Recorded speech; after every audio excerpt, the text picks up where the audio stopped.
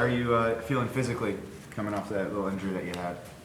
Yeah, the pec is feeling solid. I'm really happy, with the recovery and how we did, and it felt really good in the game. Got in a couple positions there that were very similar to the tackle on Kareem, and it held up and did really well for me. Drew, when you see on film a guy like Jalen Hurts, who's still a little bit raw, but he's shown that he has the talent to be a quarterback in the NFL. How difficult is this scheme for a dual threat quarterback like him?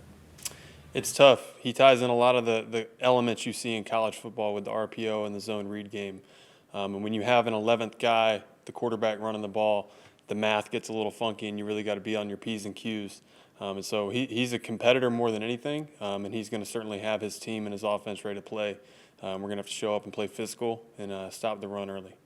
The run defense, you guys showed signs of improvement against the Patriots. What did you guys do to kind of improve that area? I think just over the bye week, we put an emphasis on it. This has been evolving into a passing league, but you can't lose sight of the run game. If a team's able to establish the run, they can control the time of possession. They can keep the ball out of our offense, our explosive offense's hands. And so, we just put an emphasis on, being better in crack or place, taking on double teams better, stacking and tracking, seeing the path of the back better. And I think just emphasizing our techniques, allowed us to play better, last week versus New England. How big of a difference did Justin Jones make? I mean, you talk about taking on double teams. That's something he specializes in. Just how big of an impact did he make specifically in the run defense? Yeah, he's fantastic. He's really explosive off the ball, has great hands.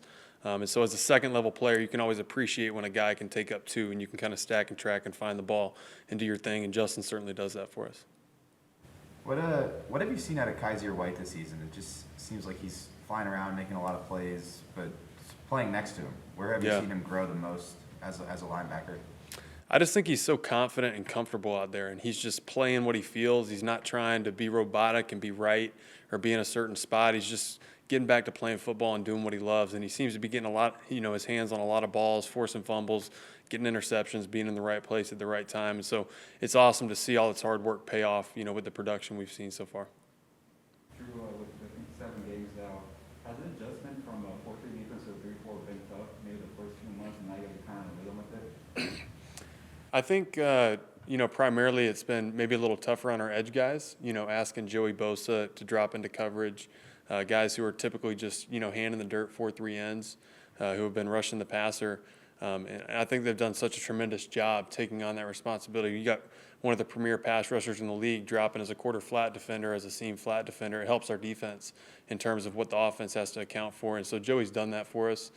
Guys like Uchenna Nwosu, and Kyler Fackrell and all these guys have done that for us, and it certainly adds an element to the defense. What do you think has been the key to the pass defense? Obviously, it's a point of emphasis in the scheme is starting with coverage and preventing explosive plays. But what do you feel like has allowed you guys to execute the pass defense at a high level this season? Yeah, I think we got, great players and great coaches, and we're able to get a lot of 2-on-1s. Post-snap, the communication in the back end is fantastic. Whether it's shoves, pushes, whatever it is, to get 2 on routes and get 2 on those deep balls and really force the quarterback to check it down so our linebackers can come and make plays. I think that's probably the primary thing we talk a lot about is getting 2-on-1, on those upfield routes. Sometimes you have to defend tight ends in this scheme or in your defensive scheme.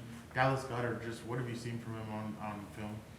Yeah, from the film we watched this morning, he's a competitor, he's versatile. He's good at blocking. He'll be in line blocking. He'll be spread out running, routes. He's crafty in his route running. One of the routes we really saw on tape was this, what we call the banana route. And you don't see a lot of tight ends do it because it's a longer developing route, where he kind of runs in and over and then is able to get back to a 7-cut.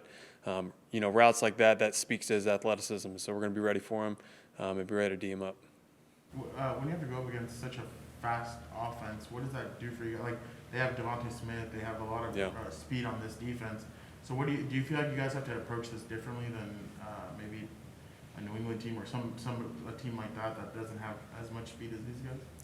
Yeah, I don't know if the approach is different. I think the awareness that, they could take the top off at any time, and we really got to be on the top of it in the back end in terms of our communication and staying on top of routes.